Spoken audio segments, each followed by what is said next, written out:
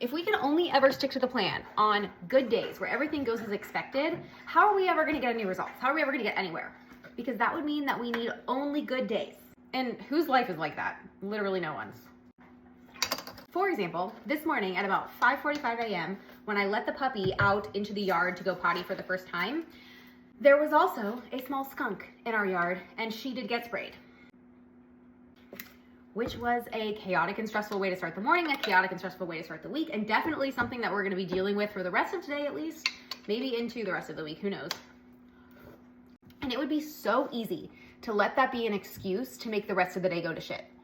It would be so easy to say, oh, I'm just gonna order food, or I'm just gonna pop something in the microwave that's easy to eat, or I'm gonna have to deal with that instead of getting my workout in, using the stress as an excuse to not follow the plan.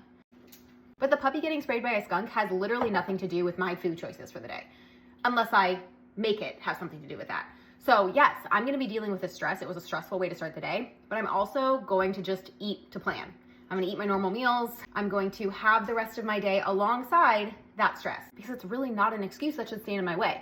And of course, there are always going to be obstacles that actually do get in the way of being able to eat on plan or get our workouts in or whatever, but this is not one of them, and we have to be able to differentiate between the two and continue making decisions and taking actions for our goals, even in the face of a bad day. Because I'll tell you what, this was a really bad way to start the day, but we're still gonna get it done today.